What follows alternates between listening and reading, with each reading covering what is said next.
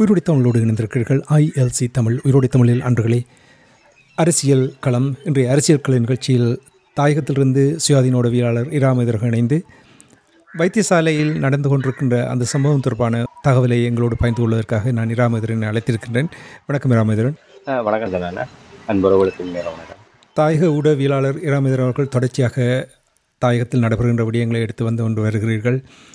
அந்த வகையில் சமீபத்தில் நடந்த சாவகச்சேரி வைத்தியசாலையில் நடந்த ஊழல் தொடர்பாக பக்குவர் அர்ஜுனா அவர்கள் சில விடயங்களை கூறியதும், அதன் பின் அவருடைய நடத்தைகள், அவருடைய நகர்வுகளை பார்க்கும் பொழுது பலவிதமான கேள்விகளை எழுப்பினார்கள். மிகவும் சிறப்பாக நீங்கள் ஆய்வினை தந்திருந்தீர்கள் கடந்த 2 நிகழ்ச்சிகளிலும். அப்பொழுதெல்லாம் நாங்கள் பேசும்பொழுது அவர் கொழும்புக்கு சென்றிருந்தார் விசாரணை என்று கூறப்பட்டது. அதன் பின்னர் இன்று திங்கட்கிழமை மீண்டும் வைத்தியசாலைக்கு வந்தபொழுது அவரை வைத்தியசாலையிலிருந்து வெளியேற்றினார் என்ற ஒரு செய்தியை கேட்கக்கூடியதாக இருந்தது. இந்த நிலைமைகள் எவ்வாறு இருக்கின்றது, இப்பொழுது என்ன நடக்கின்றது என்று எங்களுடைய உறவுகளுக்கு கூறுவீர்களா? நிச்சயமாக ஏற்கனவே நாங்கள் கூறியதை போன்று மருத்துவர் அர்ஜுனா ராமநாதன் அவர்கள் கடந்த வாரம் இந்த பிரச்சனைகள் ஒரு தலை தூக்கிய போது கொழும்புக்கு அவர் விசாரணைக்கு அழைக்கப்பட்டார். கொழும்புக்கு விசாரணைக்கு அழைக்கப்பட்ட அந்த நிலையில் ஒரு தான் விசாரணைக்கு அழைக்கப்பட்டு வைத்தியசாலையிலிருந்து வெளியேறுகின்ற ஒரு நிலைமையை அவர் விரும்பாமல் அவர் தான் சுகையின விடுமுறையில் செல்வதாக, 1 வார சுகையின விடுமுறை செல்வதாகத்தான் அவர் அறிவித்து அங்கே சென்றார். ஆகவே அவர் பல ஒரு தந்திரமான நடவடிக்கைகளைத்தான் அவர் கையாண்டிருந்தார். அதாவது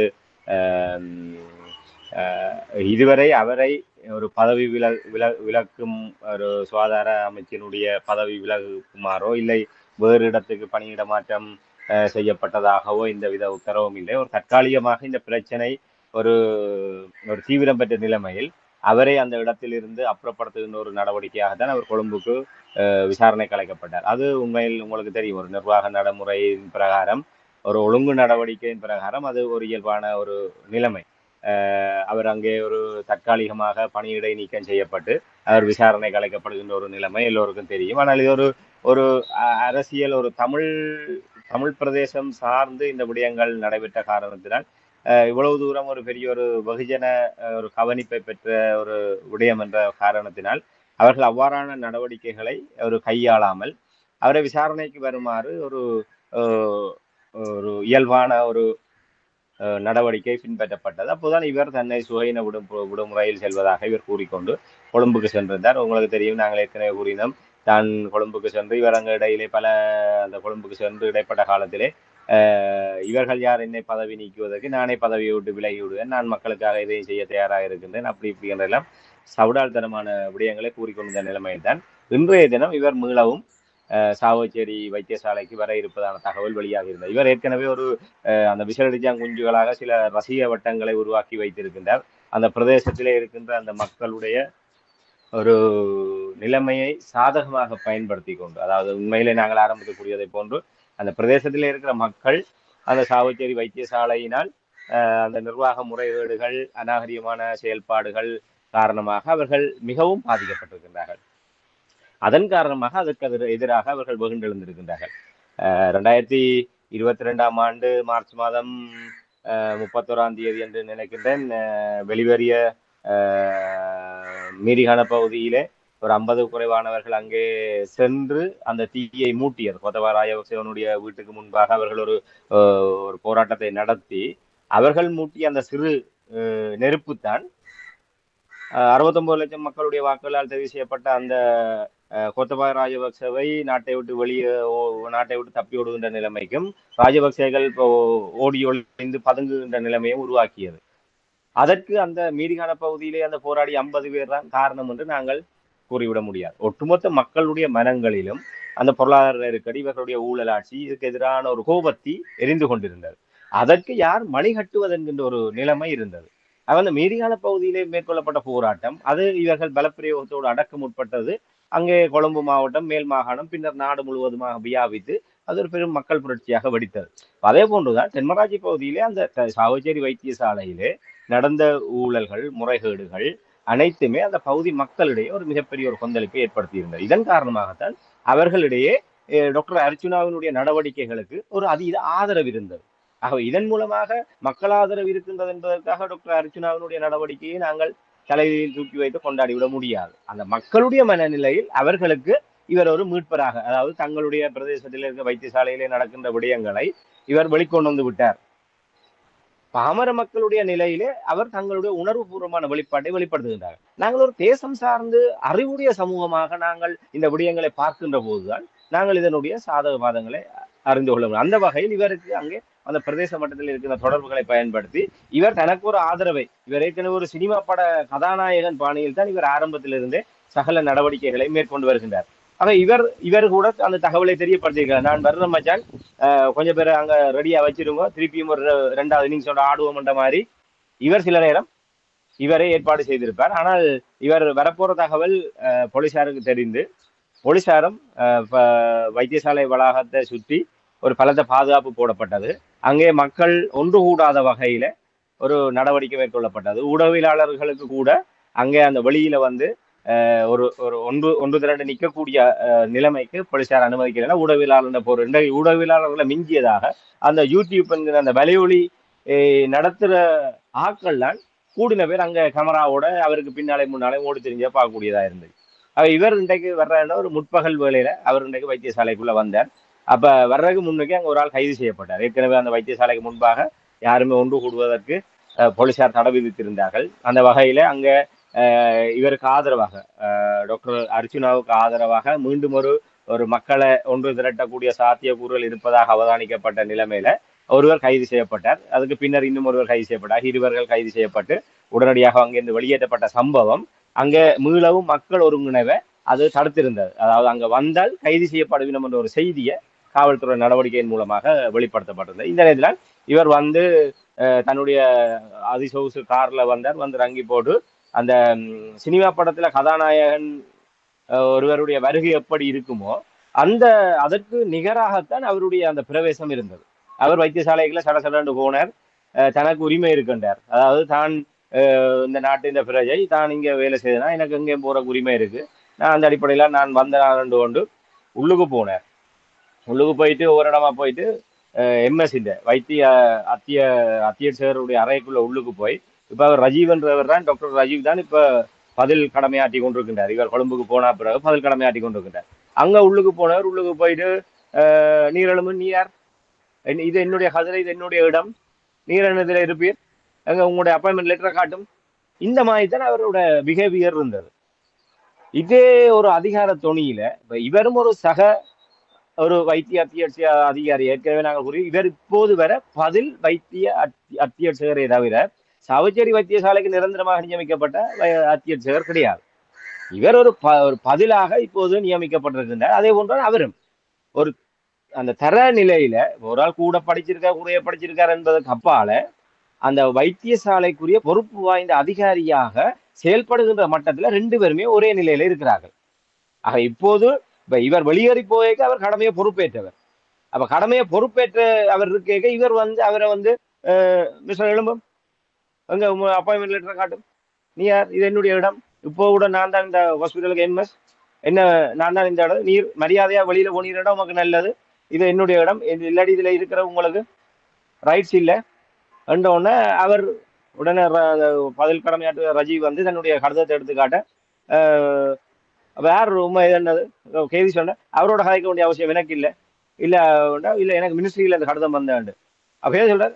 இந்த கடிதத்தை நான் நம்ப மாட்டேன், இந்த கடிதமே போலியா தயாரிக்கப்பட்டிருக்குது. அப்ப எப்படி நீ கடிதத்தை கேட்கிற, கடிதத்தை கொடுத்தோட அது மத்திய சுகாதார அமைச்சில இருந்து வந்த கடிதம், இந்த கடிதம் பொய்யானது, இது நான் அங்க போயிட்டு அங்க ரெக்கார்ட்ல பார்த்தா ஒரு கடிதம் ஒன்று எழுதினா அந்த கடிதத்துல வந்து அங்க அந்த இது பதிவேட்டுல வந்து இந்த கடிதத்தின பிரதி எதுவுமே இருக்கையில இது சட்டவிரோதமாக தயாரிக்கப்பட்ட கடிதம்.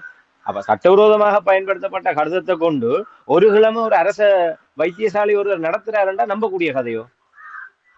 அப்ப இவர் சொல்றார் அவருக்கு இது நான் நம்பலாதுன்னு போய் அந்த கதிரையில வந்து காலுக்கு மேல காலை போட்டு கொண்டு இவர் வந்து பக்கத்துல அந்த விருந்தினர் இருக்கிறதுக்கு அமைக்கப்பட்ட அந்த ஒரு இருக்கையில வந்து டாக்டர் ரஜீவ் அவர்கள் வந்து இருந்து கொண்டு உடனே அந்த சுகாதார அமைச்சின் உயர் அதிகாரிக்கு அவர் தொலைபேசியில் அழைப்பு எடுக்கிறார். அழைப்படுத்து கதைச்சு போட்டு அவர் இங்கிலீஷ்ல வந்து அவர் விளங்கப்படுத்தார். இங்க டாக்டர் அர்ஜுனா வந்திருக்காரு, இப்படி எல்லாம் நிலைமைகள் இருக்குன்றதை அவர் வெளிப்படுத்தல. உடனடியாக அவியல் வந்து சொல்லினா, நீங்கள் வேணுமென்றால் இவர் அர்ஜுனாட்ட கதைக்க கொடுக்க அவர் சொல்றார் ஸ்பீக்கர்ல போடட்டான், ஸ்பீக்கர்ல போட்டுட்டு போனை இதில் வைக்க சொல்லி. அப்ப உடனே அவர் டாக்டர் ரஜீவ் வந்து சொல்றார், இப்படி டாக்டர் அர்ஜுனா வந்து கேட்கிறார், இங்க மீடியா எல்லாம் இருக்குது, ஸ்பீக்கர்ல போட சொல்றாரு. நாங்க ஸ்பீக்கர்ல போட்டுட்டு கொடுக்கட்டோண்டு அவர் கேட்கிறார். என்றால் அவர்கிட்ட உயர் அதிகாரியின் அனுமதி இல்லாமல் ஸ்பீக்கர்ல போட்டு அந்த விஷயத்த வந்து வெளிப்படுத்த இயலாது. அவை அந்த ஒரு இதுக்காக அவர் அந்த தகவலை வந்து வெளிப்படுத்தேக்க அவர் ஓமண்டு சொல்லி ஸ்பீக்கர்ல போட்டோன்னு ஒரு 2-3 வார்த்தை தான் கதைக்கிறார். இப்ப ஒரு உயர் அதிகாரிகள் அங்க இருக்கப்ப அப்ப இவரை யார் இயக்குறது? இப்ப இங்க வந்து ஒரு அரசாங்கத்தின் ஒரு கவர்மெண்ட் செக்டர், அந்த செக்டருக்குள்ள இருக்கிற ஒரு ஹாஸ்பிட்டல், அந்த ஹாஸ்பிட்டலோட ஒரு உயர் அதிகாரியா வந்து டாக்டர் ரஜீவ் இருக்கிறார். ஒரு கிழமையா வந்து அவர் அரசாங்கம் அவரை அனுமதிச்சிருக்காங்க செயல்படுறதுக்கு. அப்படி இருக்க நீ யார், நீ எழும்பு, உன்னுடைய அப்பாயின்மெண்ட் லெட்டராங்க, உன்னை யார் என்னது உன்னோட கடிதம் போலியான கடிதம் சொல்லி இவர் பிரச்சனையை கிளப்பி போட்டு, சரி உயர் அதிகாரி இவர் அங்க சம்பந்தப்பட்ட ஆளுக்கு தொலைபேசி அழைப்பு கொடுத்து அவங்களோட கூட மரியாதையை கதைக்கிற நிலைமை இல்லை. உங்களோட எல்லாம் விலகு கதை இல்லை, நான் கதை கொண்டு இடத்துல கதைக்கிறேன், நான் அங்கே எல்லாம் மினிஸ்ட்ரியில கதைச்சு போட்டு தான் வந்தேன், நான் யாருன்றதை காட்டுறேன்ற மாதிரி சொல்லி போட்டு இவர் அந்த உரையாடலையே தவிர்க்கிறேன். அப்ப இந்த உரையாடல் நடந்து கொண்டு கேட்க உடனே போலீஸ் பெரிய உயர் அதிகாரி ஒரு ஆள் அங்க வந்து அவரும் ப்ளீஸ் டாக்டர் சம் டோல்காஸ்ட் அவர் கேட்க உங்களோட எல்லாம் கதைக்கல. உடனே சிங்களத்துல வந்து அவர் பேசுறார், உங்களோட எல்லாம் கதைக்கல, நான் பார்க்க வேண்டிய இடத்துல பார்க்குறேன்ற மாதிரி அவர் தெனாவட்டா கதைச்சு போட்டு போக திருப்பி வந்து அந்த போலீஸ் உயர் அதிகாரி நீங்க வாங்க உங்களோட சில விஷயம் கதைக்கணுமென்றோடனே இவர் பம்மி கொண்டு அறைக்குள்ள போறார். பம்மி கொண்டு அறைக்க போனவர் வெளியில வந்து வாழை சுருட்டி கொண்டு வாரார். வாழை சுருட்டி கொண்டு வந்து ஆளை வெளியில போலீஸ் வந்து வெளியில அனுப்பிட்டு, அப்ப வெளியில வந்தோன்னு சொல்றார், போவேக்கு என்ன சொல்லி கொண்டு போறார், நான் வந்து எனக்கு உரிமை இருக்குது, நான் எங்கேயும் பெறுவேன், இது எந்த ஹாஸ்பிட்டல், நான் தான் இப்போ எம்எஸ், இங்க வார உரிமை எனக்கு இருக்கு, ஒருத்தர் வந்து தடுக்கலாதுண்டு.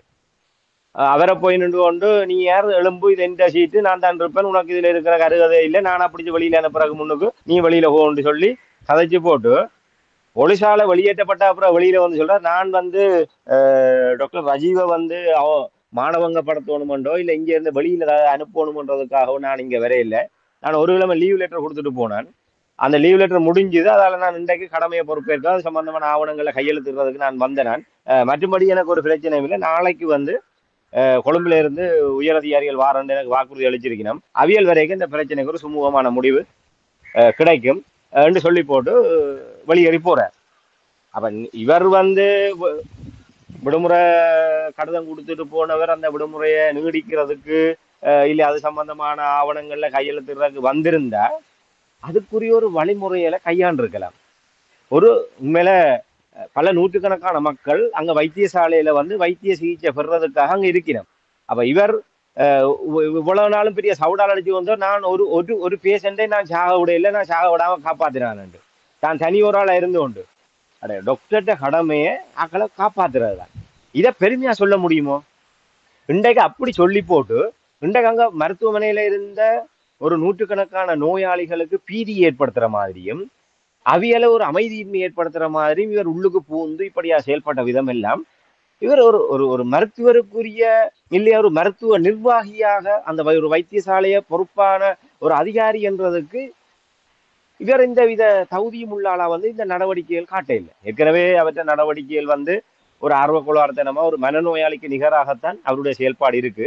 இன்றைக்கு பார்க்க இந்தியா நிகழ்வுகளை பார்க்க வந்து ஒரு நிச்சயமாக இவருக்கு பின்னால ஒரு பெரிய நிகழ்ச்சி நிரல் இருக்குன்றது அப்பட்டமா தெரியுதுன்னா, சிஸ்டம் ஒன்றை வந்து நாங்க மாத்தணும், சிஸ்டமே ஊழல் படைஞ்சிருக்கு, ஆனா அதை வந்து இப்படி ரோட்ல பைத்தியக்கணக்கணக்கா நின்று கொண்டு எல்லாரும் குற்றவாளி எல்லாரும் ஊழல் செய்கிறாங்கன்னு சொல்லி கொண்டு நிற்கிறாலே எதையுமே மாத்தலாது.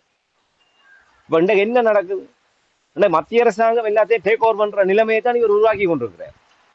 அப்ப இந்த நிலைமையில வந்து இன்றைக்கு இவர் செய்த இந்த சண்டித்தனம், இந்த ஆஸ்பத்திரிக்கு பூந்து இவர் செய்த சண்டித்தனம் இவர்ல இருந்த கொஞ்ச நெஞ்ச மரியாதையையும் இல்லாமல் செய்கிறாதான் இருக்கு. ஒன்று இவர் வந்து என்ன செய்திருக்கணும், இப்ப இவர் இந்த இடத்துல இருக்க வந்து இவருக்கு பதிலா இன்னொரு ஆள் வந்து இப்படி ஒரு நடவடிக்கையில ஈடுபட்டிருந்தா எப்படி இருந்திருக்கும்? ஒரு நிச்சயமா புலம்பெயர் தேசத்துல இருக்கிற மக்கள் ஒரு நிர்வாக ரீதியான அணுகுமுறைகளையும் அந்த அதிகாரிகள் அவைகளுக்கு வழங்குகிற அந்த மதிப்பு அந்த விடயங்களையும் அறிந்தவர்கள். நிச்சயமாக இந்த டாக்டர் அர்ச்சுனா அவர்களுடைய இந்த காணொளிகள் சமூக வலைத்தளங்கள்ல இந்த இதான் இப்ப யூடியூப்ல அது ஒரு மனநோயாக டாக்டர் அர்ச்சுனாவுக்கு மட்டுமல்ல, இதை காவிக்கொண்டு திரிகிற இந்த வலையொலிக்காரருக்கும் உண்மையில நான் ஒரு ஒரு அந்த மனநோயின் பிரதிபலிப்பாகத்தான் பார்க்கிறேன்னா, சமூகத்துக்கு நாங்கள் எதை சொல்லணும், என்ன செய்தியை சொல்லணும், ஒரு விஷயத்துக்கு பின்னால வந்து இப்படியே ஜே போட்டுக்கொண்டு அதை ஊக்குவிக்கிற மாதிரியான விடயங்களை செய்கிறதுல வந்து எந்தவித அர்த்தமும் இல்லை. அப்படியான பதிவுகள் வரும். ஆனா ஒரு தடவை நீங்கள் அதை பார்க்கணும் என்றால் பாருங்க, அவர் நான் சொன்ன விஷயம் எவ்வளவு தூரம் உண்மை என்று சொல்லி.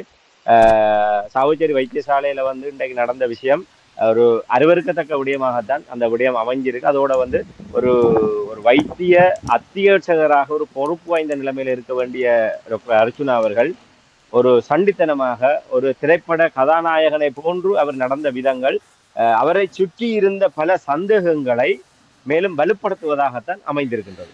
குழம்பி போயிருக்கின்ற ஒரு பக்குவர் போல் தெரிகின்றது. அவர் குழம்புவது போல் நடிக்கிறாரா அல்லது உண்மையிலே குழம்பித்தான் போனாரோ எங்களுக்கு தெரியவில்லை. ஆனால் ஒன்று மட்டும் நீங்கள் கூறுவது உண்மை ராமேந்திரன். மாநகர சபை, மாகாண சபை, பாடசாலைகள், இப்பொழுது வைத்தியசாலை, இவையெல்லாமே மத்திய அரசாங்கத்தினுடைய கட்டுப்பாட்டுகள் கொண்டு போக போகின்றது. அதற்கான ஒரு திட்டமாக கூட இது இருக்கலாம்.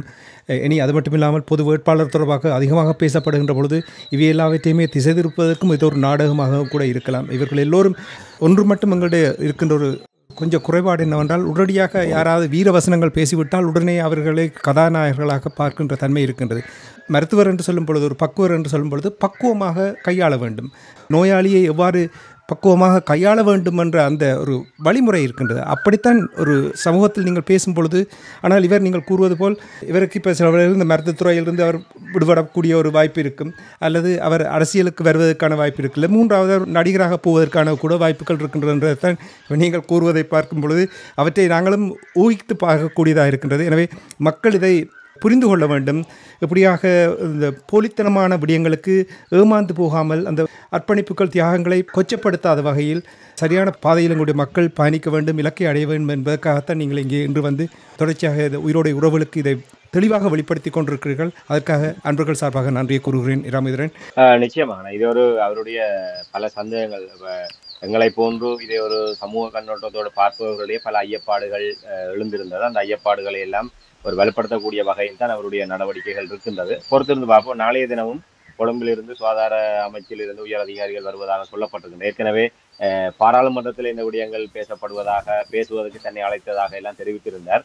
ஆனால் அதற்கான வாய்ப்புகள் அங்கே ஜனாதிபதி ரணில் விக்ரமசிங்கே கூட இவரை சந்திப்பதற்கு இருப்பதாக கூட நேற்றைய தினம் செய்திகள் வெளிவந்திருந்தது. ஆனால் இதுவரை அப்படியான நிகழ்வுகள் எதுவுமே நடைபெற்றாக தெரியவில்லை. இதெல்லாம் ஒரு பரபரப்புக்காக இந்த விடயங்கள் கிளப்பி விடப்பட்டதா, இல்லை உண்மையிலே அப்படியான ஒரு விடயங்கள் நிகழ்ச்சி நிரல் இருக்கின்றதா என்று தெரியவில்லை. இதுவாக இருந்தாலும் நாளைய தினம் இந்த கொழும்பிலிருந்து வருகின்ற அதிகாரிகள் இது என்ன விதமான நடவடிக்கை எடுக்க போகின்றார்கள். ஏன்னால் இவர் கூறியதை போன்று இவர் கடந்த வாரம் இந்த பிரச்சனைகளை கிளப்பியதற்கு பிற்பாடு வைத்தியசாலை முற்றாக முடங்கியது வைத்தியர்களுடைய பணிப்புறக்கணிப்பு காரணமாக. இன்று அவர் சென்றதற்கு பிற்பாடு இன்று வைத்தியசாலை சுமூகமாக இயங்கிக் கொண்டிருக்கின்றது. பல நூற்றுக்கணக்கான நோயாளர்கள் அங்கே சென்று தங்களுக்கான சிகிச்சைகளை பெற்றுக் கொண்டிருக்கின்றார்கள். இவருடைய மீள் வருகை மீளவும் இந்த பிரச்சனைகளை கையில் எடுத்து இவர் கூறுகின்றார், மக்கள் ஒருவரை நான் சாக விடாமல் காப்பாற்றியிருந்தால் இவருடைய வருகையும் இவருடைய ஒரு குழப்பமான சூழ்நிலைகளும் மீளவும் அந்த வைத்தியசாலை ஸ்தம்பிக்க வைக்கின்ற ஒரு நடவடிக்கையாக தான் இருக்கின்றது. ஆகவே அங்கே இருந்து கொண்டு அந்த விடயங்களை சரி செய்வதற்கு என்ன விதமான நடவடிக்கைகளை சாத்தியங்கள் இருக்கின்றது. இவர் நிச்சயமாக இவர் அங்கே சரியான ஒரு நிலையில இருந்து சரியான அணுகுமுறையில இந்த விடயங்களை கையாண்டிருந்தால் பிரதேசத்தில் இருக்கின்ற மக்கள் இவருக்கு ஆதரவாக இருக்கின்ற போது இவர் இவரியாக குழம்பிய குட்டையில மீன் பிடிக்க வேண்டிய அவசியமே இல்லை. நேர்மையாக ஒரு நிர்வாகத்தில் உயர் அதிகாரியாக இருந்து கொண்டு அந்த விடயங்களை மக்கள் ஆதரவோடு அதை நிச்சயமாக நிறைவேற்றி இருக்க முடியும். ஆனால் இவர் அதை கடந்து இவருடைய நிகழ்ச்சி நிரல் ஒரு பெரும்பாலும் இவர் சுரேன் ராகவன், ஜீவன் தியாகராயா வரிசையிலே இவரும் அரசாங்கத்தினுடைய ஒரு பினாமி ஒரு முகவராக அரசியலிலே களமிறக்கப்படலாம். இல்லை எதிர்வருங்காலங்களில் தேசிய பட்டியல் ஊடாகவோ இல்லை ஆளுநராக, இப்போது வடமாகாண ஆளுநராக கூட அவர் ஒரு பொருத்தமற்ற நிலைமையில் இல்லை அவர் எப்போது அவருடைய பதவி பறிக்கப்படும் என்ற நிலைமையில் தான் இருக்கின்றால் அவரால் ஒரு சிறந்த முறையிலே செயல்பட முடியாத நிலைமை இருக்கின்ற. ஒருவேளை டாக்டர் அர்ச்சுனா ராமநாதன் வடமாகாணத்துடைய ஆளுநராக கொண்டு வரப்பட்டால் கூட ஆச்சரியப்படுவதற்கு ஒன்றுமில்லை. நடைபெறுகின்ற நிகழ்வுகளை வைத்து பார்க்கின்ற போது அப்படித்தான் தோன்றுகின்றது. பொறுத்திருந்து பார்ப்போம். நடைபெறுகின்ற நிகழ்வுகளையும் அதனுடைய பின்னணிகளையும் நிச்சயமாக எங்களுடைய உறவுகளுக்கு நாங்கள் நேர்மையாக நிதர்சனத்தின் பதிவுகளாக கொண்டு வருவோம். வாய்ப்புக்கு நன்றி. சிறப்பு. நன்றி. வணக்கம் ராமேந்திரன். நன்றி இரா. உங்களுக்கு விடை தருவதற்கு முன்னதாக நாங்கள் இப்பொழுது உரையாடி கொண்டிருக்கும் பொழுது உங்களுக்கு சுடச்சுட ஒரு செய்தி வந்திருக்கின்றது. இந்த பக்குவர் தொடர்பாக அவர்களுடைய திட்டத்தின் ஒரு நிலைமை வெளியில் வந்திருக்கின்றது போல் தெரிகின்றது. என்ன என்றதை எங்களுடைய உறவுகளுக்கு நேரடியாக கூறுங்கள் நீங்கள். நிச்சயமாக டாக்டர் அர்ச்சுனாவினுடைய விடயம் நாங்கள் ஆரம்பத்திலிருந்தே அதனுடைய பின்னணி வேறு விதமாக இருக்கலாம். உண்மையிலே ஒரு சுகாதாரத்துறை முறைகேடுகளை ஊழல்களை அம்பலப்படுத்துவது மட்டும்தான் அவருடைய நோக்கமாக இருக்காது என்பதை ஆணித்தரமாக கூறியிருந்தோம். அவருடைய அணுகுமுறை என்பது அவ்வாறு இருக்கவில்லை. ஒரு குறிப்பாக சாவச்சேரி வைத்தியசாலையில் நடைபெறுகின்ற முறைகேடுகளை சரி செய்ய வேண்டுமாக இருந்தால் கூட அவர் அதுக்குள் இருந்து கொண்டு அத்தியட்சகராக இருந்து கொண்டே அதை செய்திருக்க வேண்டும். இல்லை, யாழ் மாவட்டத்தில் இருக்கின்ற சுகாதாரத்துறையில் இருக்கின்ற முறைகேடுகளை அந்த மருத்துவ மாஃபியாக்களிடமிருந்து மக்களை காப்பாற்றுவதற்காக அவர் போராடுவதாக கூறுவது உண்மையாக இருந்தால் அதற்கு அவர் முதலிலே சாவச்சேரியிலே தன்னை நிலப்படுத்தி இருக்க வேண்டும். அதோடு இணைந்ததாக ஏனைய யாழ் மாவட்டத்தில் இருக்கின்ற ஏனைய வைத்தியத்துறை சார்ந்து இந்த மருத்துவ மாஃபியாவுக்கு எதிராக ஒட்டுமொத்தமாக இங்கே இருக்கின்ற ஒட்டுமொத்த மருத்துவர்களும் அவ்வாறான மருத்துவ மாஃபியாவுக்குள் அங்கத்தவர்களாக இணைக்கப்படவில்லை. அதற்கு எதிராகவும் மக்களுக்காக ஒரு நேசிப்போடு சேவை செய்யக்கூடிய பல மருத்துவர்கள் இருக்கின்றார்கள். அப்படியான மருத்துவர்களை இணைத்து கொண்டு இந்த மருத்துவ மாஃபியாவுக்கு எதிராக அவர் களமாடி இருக்க முடியும். ஆனால் அதை விட்டு குளவி கூட்டு கல்லறிவதை போன்று அவர் செய்த வேலை அவருடைய பின்னணி தொடர்பாக ஐயப்பாட்டை எழுப்பியிருந்தது. அது மாத்திரமல்ல, தலைவர் தொடர்பாகவும் போராட்டம் தொடர்பாகவும் மாவீரர் தொடர்பாக அவர் கூறிய விடயங்கள், அதற்கு எதிராக அவர் கூறிய விடயங்கள் எல்லாமே அவர் எல்லை மீறி ஒரு மருத்துவர் என்ற எல்லையை கடந்து அவருக்கு அந்த கட்டத்தை சுதந்திரத்தை யார் வழங்கியது? அப்ப அந்த சுதந்திரம் வழங்கியவருடைய பின்னணி அவரை ஒரு தமிழர்களுடைய ஒரு தனிப்பெரும் தலைவனாகவும் ஒரு திடீர் கதாநாயகனாகவும் திடீர் புரட்சியாளனாகவும் தமிழர்கள் மத்தியில் அவரை நிலைநிறுத்துவதுதான் இந்த பின்னணியின் நோக்கமாக இருந்தது. இன்று தவளையின் தன்பாயாலை கெடும் என்பதை போல மருத்துவர் அர்ச்சுனா அவர்கள் இன்றைய தினம் அந்த சாவச்சேரி வைத்தியசாலைக்கு வந்து போலீசாருடைய தலையீட்டின் மூலம் அவர் வெளியேற்றப்பட்ட பிற்பாடு தன்னுடைய அடுத்த கட்ட திட்டம் தொடர்பாக அவர் ஒரு பதிவு ஒன்றை வெளியிட்டிருக்கின்றார். ஏற்கனவே அவர் தன்னுடைய அந்த செல்ஃபி பதிவுகள், அந்த வீடியோ பதிவுகளை அவர் வெளியிட்டு தான் அவர் அந்த புரட்சி ஒன்றை ஏற்படுத்துவதாக காட்டியிருந்தார். இப்போது அந்த அவர் வெளியிட்ட பதிவிலேயே அவருடைய அந்த திட்டங்கள் இப்போது அம்பலமாகி இருக்கின்றார். அதில் அவர் கூறியிருக்கின்றார், தன்னோடு இப்போது யாழ்ப்பாணத்துக்கு வந்து கொண்டிருக்கின்றார்களாம். நாங்கள் ஏற்கனவே சற்று முன்னர் குறிப்பிட்டதை போன்று நாளைய தினம் கொழும்பிலிருந்து சுகாதாரத்துறை அதிகாரிகள் உயர் அதிகாரிகள் கொண்ட குழுவினர் இங்கே வருகை தர இருக்கின்றார்கள். அப்படி வருகை தருகின்றவர்கள் தனக்கு இப்போது தொலைபேசி மூலமாக தொடர்பு கொண்டு தனக்கு தெரியப்படுத்தினார்கள், வடக்கு கிழக்கில் இருக்கின்ற இந்த மாகாண சபையினுடைய லைன்மென்ஸ் என்று சொல்லப்படுகின்ற அந்த மாகாண அதிகாரத்திற்கு கீழ் வருகின்ற வைத்தியசாலைகளை கடந்து ஏனைய வைத்தியசாலைகளை தரமுயர்த்துவது தொடர்பாகவும் அந்த வைத்தியசாலைகளிலே இருக்கின்ற குறைபாடுகளை கண்டறிந்து அவற்றை மேம்படுத்துவது தொடர்பான திட்டத்துக்கு இவரை திட்ட இயக்குனராக அறிவிக்க அவர்கள் தீர்மானித்திருப்பதாக. இது இப்போது தீர்மானிக்கவில்லை. அவர்கள் இன்று கொழும்பிலிருந்து யாழ்ப்பாணம் புறப்படுகின்ற போது தீர்மானிக்கப்பட்ட விடயம் அல்ல. ஆபரேஷன் டாக்டர் அர்ச்சுனா திட்டமிடப்படுகின்ற போதே இந்த திரைக்கதை வசனங்கள் எழுதப்பட்டு விட்டது. இப்போது அதனுடைய அந்த நாடகத்தினுடைய இறுதி அத்தியாயம் அரங்கேற்றப்பட இருக்கின்றது. அதை இப்போது இவர் அந்த தவளையின் தன் வாயால் கெடும் என்பதை போன்று இவரே அதை இப்போது அம்பலப்படுத்தி இருக்கின்றார். அதாவது புலம்பெயர் தமிழர்களை வடக்கு கிழக்கிலே முதலீடு செய்ய வைப்பதற்கான ஒரு திட்டமாகத்தான் இது இப்போது டாக்டர் அர்ச்சுனாவினால் தகவல் வெளியிடப்பட்டிருக்கின்றது. அதாவது வைத்தியசாலைகளை மக்கள் பங்கேற்போடு ஒரு பப்ளிக் பார்ட்டிசிபேட்டனோடு இந்த மருத்துவமனைகளை அபிவிருத்தி செய்வதற்கான திட்டம் ஒன்றை இப்ப இலங்கை அரசாங்கத்தினுடைய இந்த சுகாதாரத்துறை அவர்கள் முடிவெடுத்திருக்கின்றார்கள். அதை உத்தியோகபூர்வமாக நாளை அறிவிக்க இருக்கின்றார்கள்.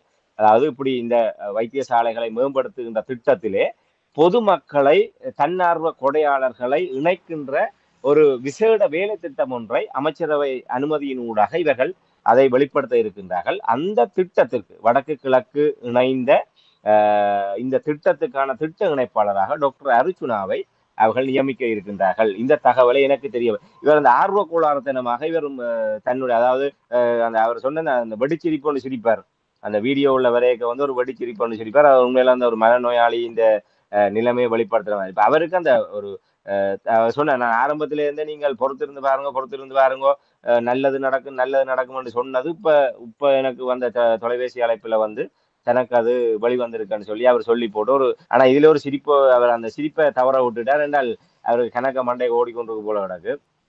இதுல நாங்கள் முக்கியமா கவனிக்க வேண்டிய விஷயம் என்னன்னா, உங்களுக்கு தெரியும் இலங்கை அரசாங்கம் இந்த பொருளாதார நெருக்கடியால பாதிக்கப்பட்டதுக்கு பிறகு புலம்பெயர்ந்த முதலீடுகளை இலங்கைக்குள்ள கொண்டு வாரதுக்கு பல முயற்சிகளை எடுத்தது. அது சுமந்திரன் போன்றவர்களை பயன்படுத்தி அங்கே இருக்கின்ற அவேந்த ஆதரவாளர்கள் இந்த இப்ப வந்து இமாலய பிரகடனம் என்று செய்துவிட்டு போனாக்கள் உள்ளிட்ட சில தரப்பினரை கொண்டு வந்து புலம்பெயர் தமிழர்களை முதலிட வைக்கிறதுக்கு எத்தனையோ முயற்சிகள் எடுத்தவியல்.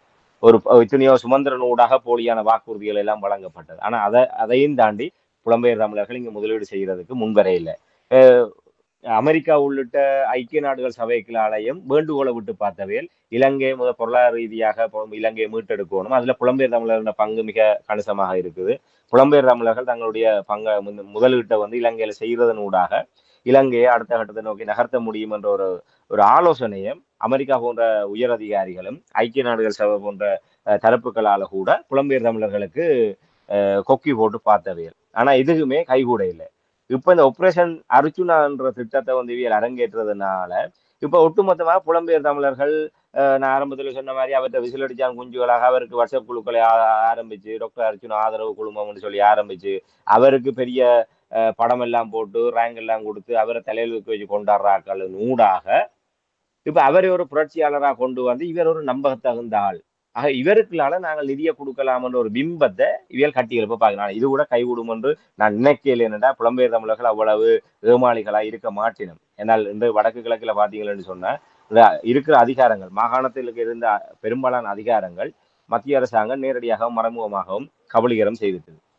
இந்த இருக்கிற கொஞ்ச நஞ்ச அதிகாரத்தையும் புடுங்கிறதுக்கு அவங்க ஏற்கனவே திட்டம் போட்டுட்டாங்க. அப்படி இருக்க இங்க நாங்க கொடுக்குற காசுக்கு என்ன உத்தரவாதம் இருக்குது?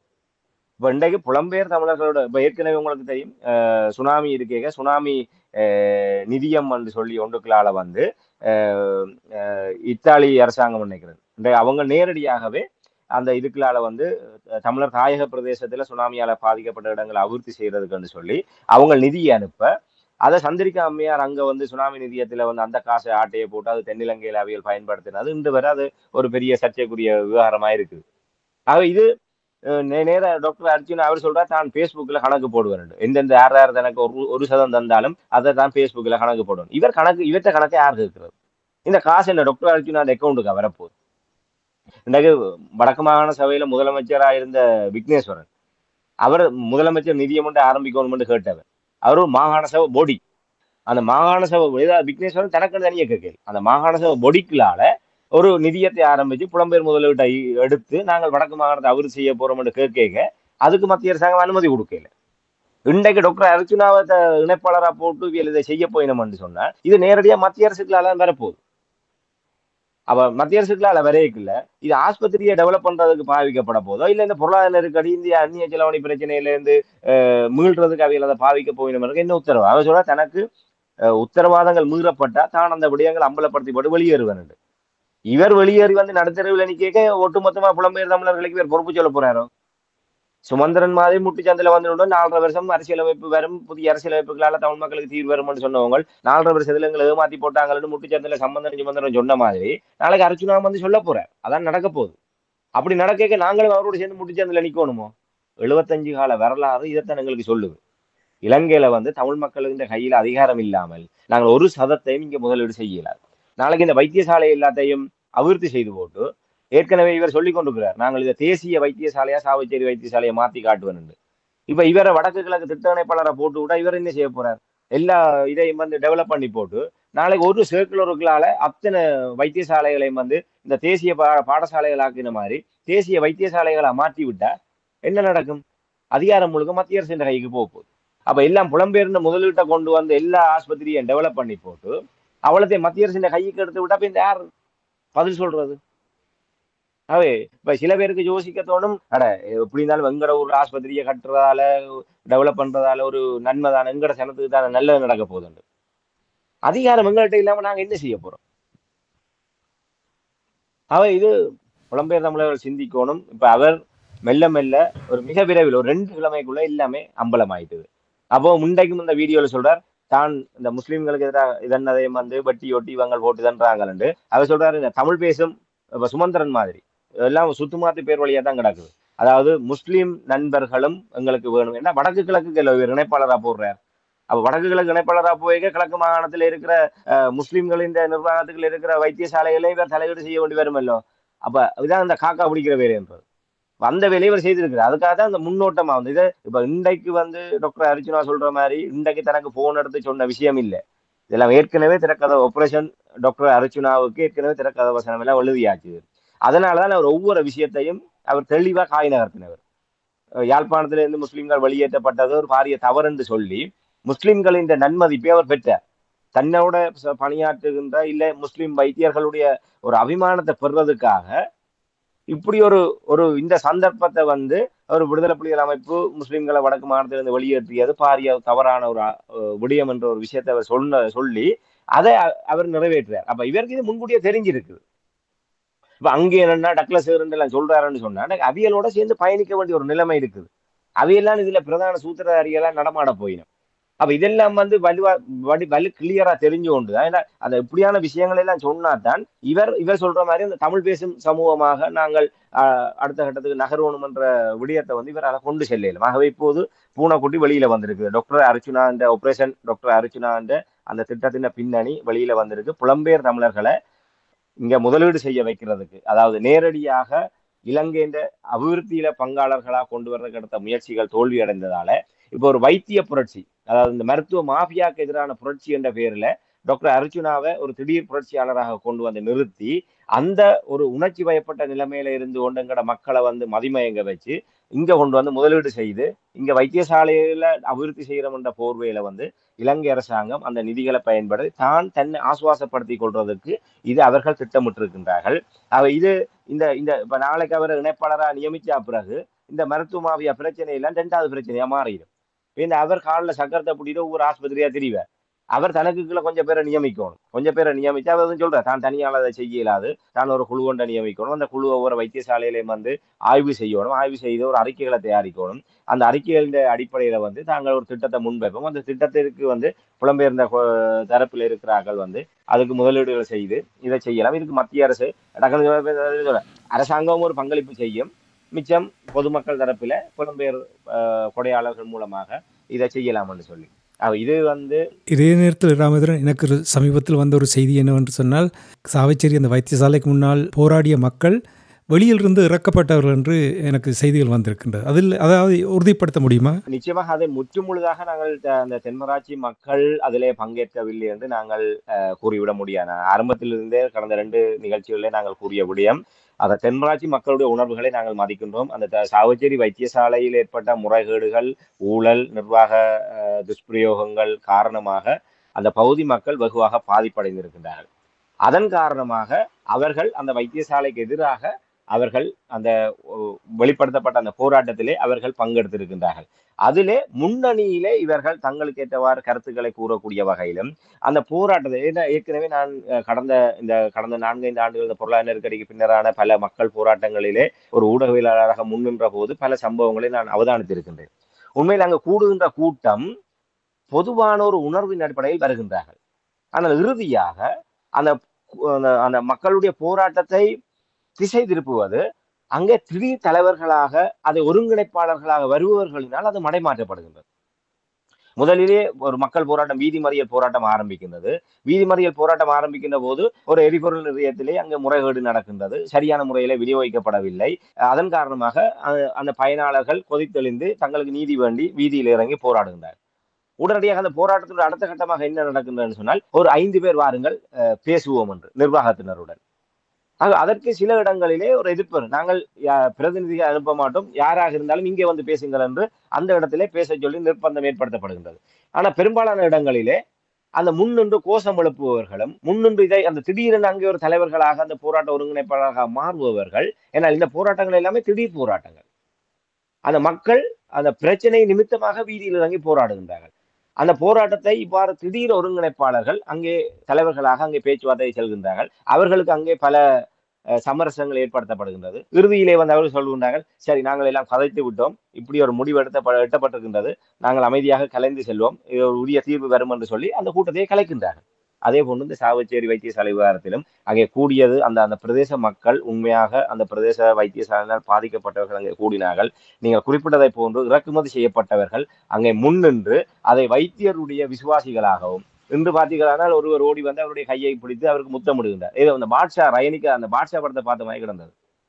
இதெல்லாம் வந்து வலு கிளியரா வந்து அங்க திட்டமிடப்படுது. ஏன்னா அவருக்கு இப்பவும் அங்க ஒரு மவுஸ் இருக்குன்ற மாதிரி காட்டுறதுக்கு அவருக்கு பின்னால அந்த என்ன சொல்ற பித்து பிடித்த மாதிரி ஒரு 4 5 ஓடி போறான். அதுல ஒரு ஒரு பெண் ஒருவர் ஓடி போறார், ஒருவர் வயசானவர் சாரத்தோட ஓடி போய் அவர்கிட்ட கையை பிடிச்சு முத்தம் கொடுக்க, எனக்கு அந்த பாட்ஷாவில் ரஜினிகாந்த் கையை பிடிச்சு அந்த அவியல் அந்த முத்தம் கொடுத்து தங்களுடைய ஆதரவை வெளிப்படுத்தின அந்த காட்சி தான் கண்ணுக்கு முன்னால வந்து போச்சு. ஆக இதெல்லாம் நீங்க சொன்ன மாதிரி ஒரு திட்டமிட்டு ஏற்படுத்தப்பட்டிருக்கு. ஏன்னால் அவருக்கு ஒன்றுமே இல்லை என்ற ஒரு பிம்பம் உருவாக்கப்படுமா இருந்தால் இந்த திட்டம் தோல்வி அடைஞ்சுவோம்.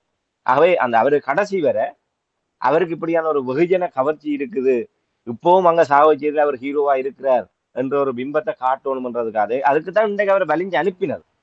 இந்த ஆஸ்பத்திரிக்குள்ள போய் அடாவடித்தனம் செய்து ஒரு திருப்பூருக்கா நீங்க அங்க இப்ப நாளைக்கு அவியலோட வாகனத்திலே வந்திருக்கலாம், வந்தால் எல்லாம் அம்பலமா போடும்ன்றதுக்காக தான் இவரை முன்னுக்கு அனுப்பி ஒரு புரட்சி செய்கிற மாதிரி செய்து இப்ப நாளைக்கு அவியல் வந்து சமரசம் செய்து, சரி இந்த பிரச்சனையை விடறாப்பா, நீ வடக்கு கிழக்குல எல்லாத்தையும் நீ தனியா சாவச்சேரியோட மட்டும் இருக்காது, உனக்கு இருக்கிற திறமை பிரபாகரனுக்கு மேலான திறமை இருக்குது, நீ இதை வந்து கட்டாயம் சரியா பயன்படுத்தணும், நீ வடக்கு கிழக்குல இருக்கிற எல்லா ஆஸ்பத்திரியும் உண்ட பொறுப்புல விடுற, நீ எல்லாத்தையும் கட்டி எழுப்பு, நீ உண்ட பொறுப்பிலே நாங்க விடுற, நீ என்ன செய்து முடியுன்ற மாதிரி நாளைக்கு பிரச்சனையை கொண்டு வந்து முடிக்க போயினோம். அந்த ஒரு விடயம் தான் இப்போது வெளிவந்திருக்கு. ஆகவே ஒரு மிக விரைவில் இந்த விடயங்கள் வெளிவந்திருக்கு.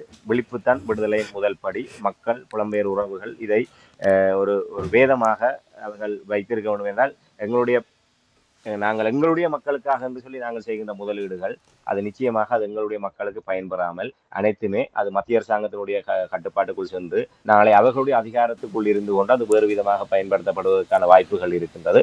ஆகவே தெளிவாக எங்களுக்கான அதிகாரங்கள் எங்களுடைய கைகளிலே வரும் வரை நாங்கள் எந்த விதத்திலுமே இதிலே பங்காளர்களாக இணையாமல் இருப்பதுதான் அது எங்களுக்கு ஒரு பலமாகவும் உந்து சக்தியாகவும் இருக்கும் என்பதை நாங்கள் இந்த இடத்துல கூறிக்கொள்ள முடியும். நல்ல காலம் பிறப்போம் நீங்கள் சொல்லும்பொழுது இந்த குடுகுடுப்பை வந்து சொல்கிறது போல இருந்த மாதிரியான ஒரு உணர்வை தந்தது ராமேந்திரன். நீங்கள் கூறுவது போல் திட்டமிட்டு செயல்படுகிறார்கள். குறிப்பாக இப்போ பாருங்கள், புலம்பெயர்ந்த நாடுகள் இருக்கின்ற பலமோடு இருக்கின்ற எங்களுடைய மக்களை அங்கே கொண்டு வந்து முதலீடு செய்ய வேண்டும் என்பதில் எவ்வளவோ முயற்சிகள் எல்லாம் எடுத்தார்கள். எல்லா முயற்சிகளும் முடிவடைந்திருக்கின்ற அவர்களால் வெல்ல முடியாத ஒரு நிலைமையில் தான் இப்படியான ஒரு வேறு வழிகளில் நாடகங்களை நடத்துவதற்காக முயற்சிக்கிறார்கள் என்பதை நீங்கள் இங்கே பொறுப்போடு நீங்கள் ஏனென்றால் எங்களுடைய மக்கள் புலத்தில் வாழுகின்றவர்கள் விழிப்பாக இருக்க வேண்டும் என்ற காரணத்துக்காக நீங்கள் நேரம் காலம் பார்க்காமல் உடனடியாக இந்த தகவலை உயிருடைய உறவுகளுக்கு எடுத்து வந்துமைக்காக கொடுக்கறதுக்கு மன்னிக்க வேண்டுமானா இந்த இடத்துல எங்களுடைய புலம்பெயர் உறவுகளுக்கு ஒரு விடயங்கள் நினைவிருக்கும். இங்கே பலர் தனி நபர்களாக இங்கே வந்து பல எரிபொருள் ரப்பு நிலையங்கள், பல்பொருள் அங்காடிகள், பல ஒரு திரையரங்குகள், பல அடுக்குமாடி கட்டிடங்கள் என கட்டி இங்கே பலர் முதலீடுகளை செய்திருக்கின்றார்கள். அவ்வாறான முதலீடுகளினால் எங்களுடைய மக்களுக்கு எவ்வகையான நன்மைகள் ஏற்படுத்திருக்கிறது என்பதை மதிப்பாய்வு செய்ய வேண்டும். அவ்வாறு வருகின்ற தனிப்பட்ட ரீதியாக வருகின்ற முதலீட்டாளர்கள் கூட கொழும்பிலிருந்து அதி உயர் செல்வாக்கோடு இருப்பவர்கள்தான் இங்கே அப்படியான தொழில்களை செய்து கொண்டிருக்கின்றார்கள். அதாவது புலம்பெயர் தேசத்திலிருந்து இங்கே வந்து ஒரு தொழிலதிபர்களாக ஒரு முதலீட்டாளர்களாக இருப்பவர்களிலே 99% தென்னிலங்கையிலும் பாதுகாப்பு தரப்போடும் மிகுந்த நெருங்கிய உறவோடும் உல்லாசமான உறவோடும் இருந்து கொண்டுதான் அவர்கள் இந்த விடயங்களை செய்கின்றார்கள். அவர்களுக்காக இவர்கள் பல பணிவிடைகளை செய்கின்றார்கள், அவர்களுக்காக கோடிக்கணக்கில் செலவழிக்கின்றார்கள். இன்று இராணுவத்தின் பெயரால் பல வீடுகள் கட்டி பயனாளிகளிடம் கையளிக்கப்படுகின்றது. இன்று அவர்கள் துவிச்சக்கர வண்டிகளை வழங்கி வைக்கின்றார்கள், அவர்கள் கற்றல் உபகரணங்களை வழங்குகின்றார்கள். இது அவர்களுடைய பணத்திலிருந்து வழங்கவில்லை, அரசாங்கத்துடைய பணத்தில் வழங்கவில்லை. இப்படியாக இங்கே வந்து முதலீடு செய்கின்ற பல புலம்பெயர்ந்த தனிநப முதலாளிகள் காக்கா பிடிக்கின்ற ஒரு உக்தியாக இராணுவத்தினுடைய பெயரால் இவர்கள்லாம் செலவழித்து இந்த திட்டங்களை செய்கின்றார்கள். ஆக இங்கே வந்து நேரடியாக யாருமே சுயாதீனமாக எங்களுடைய மக்களுக்கு எதையுமே செய்துவிட முடியாத ஒரு நிலைமை இருக்கின்றது என்பதற்கு இது மிகச்சிறந்த உதாரணம். இங்க நாங்கள் ஒரு பிரதேசத்திலே வந்து ஒரு தொழிற்சாலையை கட்டி அந்த தொழிற்சாலையிலே நாங்கள் எங்களுடைய மக்கள் எங்களுடைய எதிர்காலம் அவர்களுக்கான ஒரு வாழ்வாதாரத்தை ஒரு கட்டியெழுப்புகின்ற நோக்கத்தோடு அதை நாங்கள் செய்வதாக இருந்தால் பல தடைகளும் பல இடையூறுகளும் இங்கே ஏற்படுத்தப்படும்.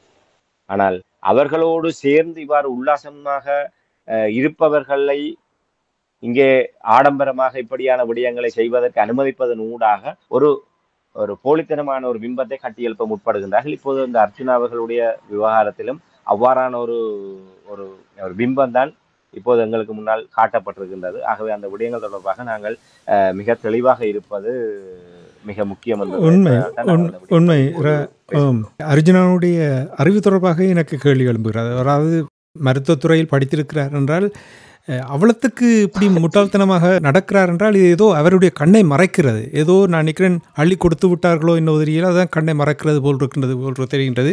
ஆனால் ஒன்று மட்டும் குறிப்பிட்டதை போல அவர் தான் தலைமை பதவிகளுக்கு இன்று சம்பந்தன் போன்ற புலம்பெயர் தேசத்திலும் இங்கே இருக்கின்ற எங்களுடைய மிதவாத தரப்பினர் ஆயுதங்கள் மௌனிக்கப்படுவதற்கு முன்னரே வந்து அமெரிக்கா போன்ற மேற்குலக நாடுகளுடைய திட்டம் புலம்பெயர் தேசத்தில் இருக்கிற எங்களுடைய பல அமைப்புகளை அவர்கள் ரகசியமாக சந்தித்து ஆயுத ரீதியாக புலிகளுடைய இந்த விடாப்பிடியான போக்கு எந்தவித தீர்வையும் கொண்டு வராது. அவர்கள் எங்களோடு ஒத்துப்போக மறுக்கின்றார்கள். ஆகவே நாங்கள் அங்கே போரை முடிவு கொண்டு வருவதற்கு சகல விதமான நடவடிக்கைகளையும் எடுத்திருக்கின்றோம். ஆகவே நீங்கள் இந்த விடயத்திலே ஒரு கண்டும் காணாமல் இருங்கள். இந்த போர் முடிவுக்கு பின்னர் உங்களுடைய தலைமையிலே நாங்கள் தமிழ் மக்களுக்கான அடுத்த கட்ட தீர்வை நாங்கள் காண்பதற்கு நடவடிக்கை எடுக்கின்றோம் என்றவுடன் அவர்களுக்கு ஒரு நப்பாசை வந்து விட்டது. அப்ப புலிகளுக்கு பின்னரான காலத்தில் எங்களுடைய தலைமையில் தான் தமிழ் மக்களுக்கு தீர்வு வரப்போகுது. புலத்திலும் அப்படியான ஆசை வார்த்தைகளுக்கு மயங்கியவர்களால் தான் முள்ளிவாய்க்காலிலே இப்படியான ஒரு பெருந்துயரம் எங்களுக்கு நேர்ந்தது. சம்பந்தன் போன்ற எங்களுடைய சம்பந்தன் மட்டுமல்ல, அப்போது இருந்த 15 நாடாளுமன்ற உறுப்பினர்களும் அவர்களும் இதற்கு உடந்தை. அத்தனை பேருமே இந்த இப்படியாக சர்வதேச தரப்பினால் கையாளப்பட்டாங்க. அதனால்தான் சம்பந்தன் போய் சென்னையை படுத்திருந்தார். 2009 முள்ளிவாய்க்கால் நடைபெறுகின்ற போது சம்பந்தன் சென்னையில போய் படுத்திருந்ததற்கான காரணம் இங்கே இருந்து இந்த விடயங்களே தான் தலையிடக்கூடாதுன்னு சொல்லி. மாவை சேனாதிராயா உள்ளிட்ட எத்தனையோ நாடாளுமன்ற உறுப்பினர் கயேந்திரகுமார் பொன்னம்பலம் எங்கே இருந்தார்? செல்வராஜா கயேந்திரன் எங்கே இருந்தார்? நோர்வேயில இருந்தார்கள். இவர்கள் எங்கே இருந்தார்கள்? எதற்காக அங்கே போய் ஒளிந்திருந்தார்கள்? எல்லோருமே இதிலே பங்காளிகள். அதாவது இந்த முள்ளிவாய்க்கால் டாக்டர் அர்ஜுனா சொல்வதை போன்று இந்த முள்ளிவாய்க்கால் இதுக்கு பிரபாகரன் எடுத்த தவறான முடிவு எல்லாம் காரணம், அண்டன் பாலசிங்கம் சொன்னதை கேட்காமல் இருந்ததான் இதற்கெல்லாம் காரணம் என்று சொல்பவர்கள் எல்லாம் இந்த விடயத்தை சிந்தித்து பார்க்கவும். 2009 அரசியல் ரீதியாக இருந்தவர்கள் எல்லாம் சர்வதேசத்தோடு சேர்ந்து இந்த வலைப்பின்னலிலே பங்காளிகளாக இருந்தார்கள்.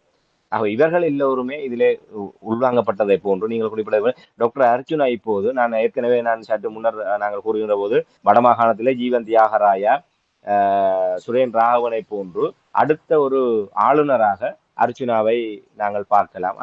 அதையும் விட மேலான ஒரு பொறுப்பு இவருக்கு தரப்படுகின்ற போது யாருக்கு தான் ஆசை வராது?